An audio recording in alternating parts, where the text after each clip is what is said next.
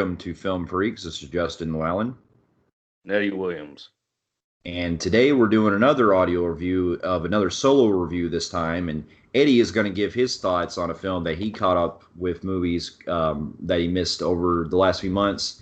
And that is going to be this movie is The Beach Bum, which is directed by Harmony Korine and stars Matthew McConaughey and Matthew Snoop Dogg, McConaughey, Snoop Dogg, Isa Fisher, Zac Efron, Jonah Martin Hill, Lawrence. Martin Lawrence, Jimmy Buffett. Pretty much a big ensemble cast, and like he said, it's the director Harmony Korine who did Spring Breakers, and I think it was his debut of any type of film. He wrote Kids, which was one of my personal favorites. But yeah, his big time was with Spring Breakers, the one where he got more well known throughout mainstream. Even though I feel like Kids should be mainstream, but this movie tells a tale about a bum, a guy, a struggling writer, poet, who is played by Matthew McConaughey, and basically, he's a writer who pretty much hasn't written things in years. He's suffering from writer's block, but it's a little bit of mix of that and the fact that he's kind of like this. He kind of like he lives the life as a bum. He likes to get high, snort acid, get pussy, so on and so forth, just partying. And basically, he's married to Isa Fisher's character, who she's pretty much the one who makes the money. Like everything is like under her name. Like she's the big time money maker because he's pretty much wasted all his money that he was as a well known writer. He wasted his money on drugs. Yeah. And the whole story, I mean, there's pretty much not really much of a plot to this film, but get into my pros. Oh wait, a little bit of a backstory. I just told you guys, like I said, I love the movie Kids. I think that's a highly underrated film, and I think this director, anything film related he's done, I think that was his $1 million script, in my opinion. Yeah, it's not the best movie in the world. I'm just saying that if you really dig deep down and watch that movie, it to me, even though it's very grotesque and like it's source material, I think it needs to be showing in to like high schools to Yeah. show you know, because it dug about sex and getting, them like, not being protected and doing drugs and peer pressure. Yeah. And then he did his big, well-known break somewhat with Spring Breakers. I don't know. Well, he did other films, but I didn't know much about him. But the one that got well known was Spring Breakers. I didn't watch that film until 3 months ago, and I'll be honest with you, I fucking hated that movie. That movie was so unwatchable, and to me, what's his name? James Franco. James Franco, yeah. James Franco, to me, that was his worst performance I've seen. Like, I haven't seen that one you watched that you call his worst. But to me, I hold it as Spring Breakers being one of his worst movies. Like, he was fucking downright annoying. And not to mention, nothing made sense. So, Yeah. with this film, seeing this film and trailer, I was kind of a little worried because it's doing the whole beach thing again. I was like, please don't go that route because people were comparing it to Spring Breakers. And upon seeing the film, I will say that it was okay. It's wasn't nothing special. I will say that I was able to tolerate this film way more than Spring Breakers by like a mile. And getting into my pros, Matthew McConaughey playing a bum was probably the highlight of the movie. He is fucking hilarious. I mean, he kind of reminds me of if you took the guy from Dazed and Confused, and if just pretend he's the same guy, and then he went through this journey of being a writer, and then became a fucking bum. Yeah, that's what I was thinking from the previews. I was like, is he playing the same character? He's not, because he goes in a little bit of his backstory, which actually was weird because he goes into a couple backstories which don't collide together at all where he came from. But anyways, he was funny. he was, I mean, this guy, I mean, he straight up does every drug in the book. I after watching this movie, I think that he does more drugs than fucking Ozzy Osbourne ever did in his life. Like seriously, this motherfucker was doing it all in one night. I'm like, how the fuck you alive? But anyways, unlike Spring Breakers, this one in a way, while there really doesn't seem like it's getting anywhere, which I'll go in my cons. At least in the end, as a whole movie, there's a story with it, and it's his journey of him living this life and being forced to write another novel because a tragedy happens in the movie, and basically it's pretty much he's at the standstill where he pretty much has to write or he goes for broke. And I don't want to spoil the sad what happens, but it's kind of a sad the tragedy that happens in this film. But I will tell you another thing. I don't know if I want to give this a pro or con. I mean, for the most part, it's pro, but in a way, it's con because it's overly done. It's pretty much a lot of its movie. This movie just goes balls to the fucking wall. There's like fucking. I mean, I thought I was watching a porno for a little bit. There's a lot of fucking. I mean, just random shit fucking happening in this movie. Like, just everybody smoking, getting drunk. He's next thing you know, there's like he's Isa Fisher. That's his like wife. He cheats on her all the time. She cheats on him with Snoop Dogg all the time. But then like at the same time, he's like, there's this one scene where he's like fucking eating her out, and it shows it. Oh wow. Yeah. He's just like picks her up, and it's weird because like all these sex scenes that happen, they happen in fucking public. Like there's this part where Matthew McConaughey just straight up gets this Cuban girl and bends her over behind like a restaurant where they cook the burgers and shit. He bends her over back there right in front of everybody and just starts fucking her. Butt fucking. Reminds me off of Crank 2 when Jason Statham fucked Amy Smart on the racetrack. Exactly. This is like it's like a bum burnout low life version of that, where just random shit that's like basically random shit just happens in this movie. And what I did like, what I was going back to some of my pros, what I did like is while none of the shit kind of makes sense sometimes, I do overall, if you look at it, it's kind of a journey he goes on because he goes on this like journey to try to develop a story. And in the movie, like I said, it's got like a big ensemble cast. Like he's got Zac Efron, Jonah Hill, everybody. And along the way, he meets people he knows, and they just party out. And then he goes from one person, then he leaves them, and then does that, and then does it. And it's basically that's how he writes his book. He ends up getting out of his the writer's block, and writes his journey.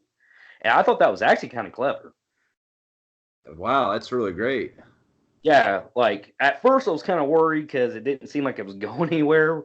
But then when that tragedy scene happens, it's like it was like a wake up call. But then it went back to the partying and shit like that. I was like, yeah, I don't know what you're doing. But then in the end, you start to notice in the end, okay, he's basically writing his journey that he's going throughout the movie. He's writing about it, and that's actually kind of clever. So I ended up liking that.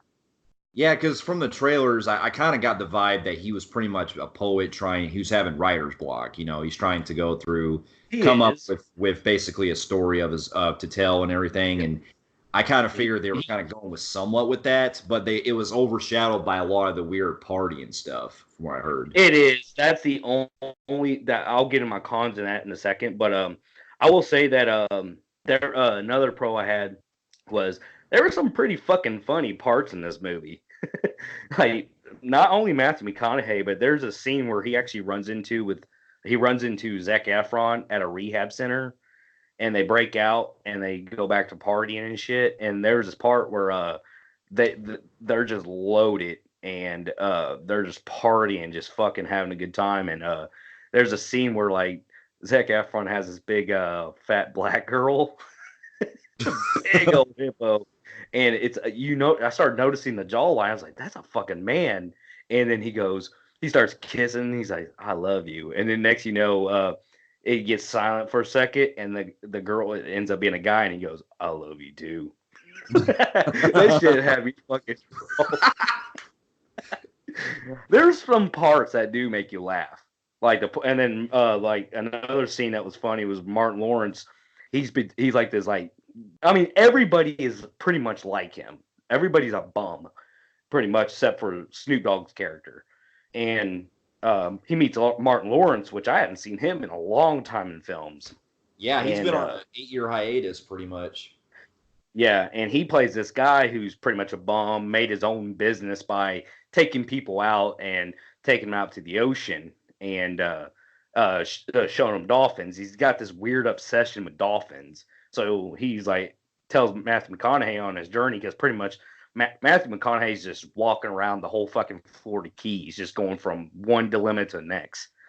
And they meet up and they touch base. They haven't seen each other in so many years, and he hires them on his little rackety ass boat to take this family out to the ocean to see dolphins. And they got kids, and they start talking about how dolphins fuck and all that stuff. It was a funny scene, but Martin Lawrence goes, "Oh, look, there's dolphins. Watch me. I'm gonna go swim with them." Ends up being fucking sharks. They're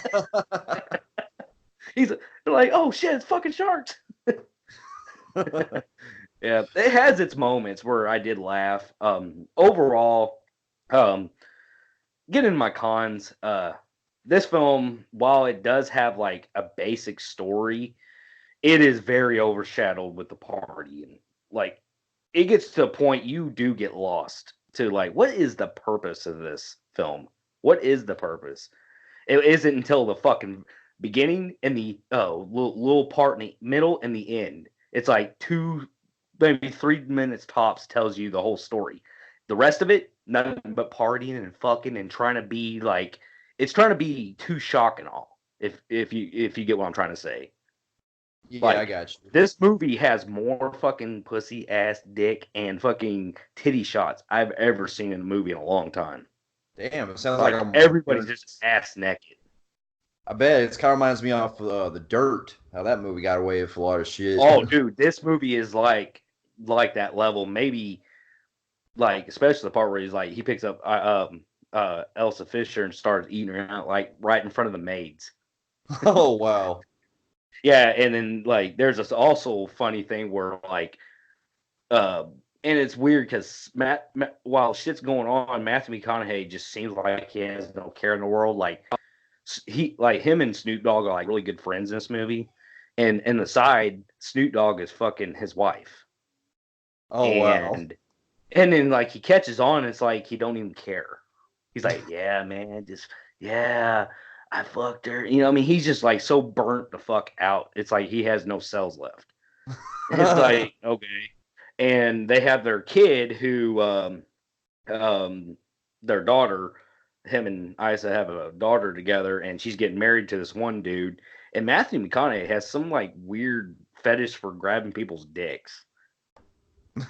It just like, it doesn't make any sense. Like he grabs it and he goes, "Oh, honey," and he looks at his daughter. He goes, "He's only 5 inches." What the fuck? I'm like, it's just random shit, dude. Like this movie's just random splodge of shit, and which gets in my another con.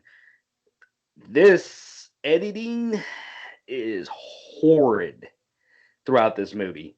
Like, it doesn't feel like anything fucking splices together at all. It's so jumpy. It's like, to the point, it's like I'm watching a rough cut of everything. And it was just like, it was like the director was like, just party your asses off. I don't give a fuck. And then we'll write a quick basic narrative of what it's about. That's basically what it is. Yeah, it sounds like it. I mean, because when you have most movies like that are really have such a thin layer plot, sometimes it kind of falls into territory where they're basically just, you know, it's basically like an experimental film. You know, you watch it and you're exactly. Somebody who just wants to have fun. They're not really trying to make anything of it. And to me, and Spring Breakers also had that issue, but to me, Spring Breakers literally fucking went off the deep end. Like it didn't even like that one didn't have a narrative. That one was so annoying about fucking. I almost want to tear my hair out. This one, for given what it is, it was one of those films that it's pretty weak. It has its moments, but it's something that I probably like if I wanted to like smoke weed, I'd invite friends over and we'd all get high, and it would probably be a good watch on a stoner level. But yeah, as taking it serious level, yeah, nothing makes any fucking sense. Especially like the final act where he now finally finds what he's writing about, and it just abruptly comes that he already made the book, and now he's like this #1 seller, winning like awards, getting rich, and like that just came out of fucking nowhere. yeah.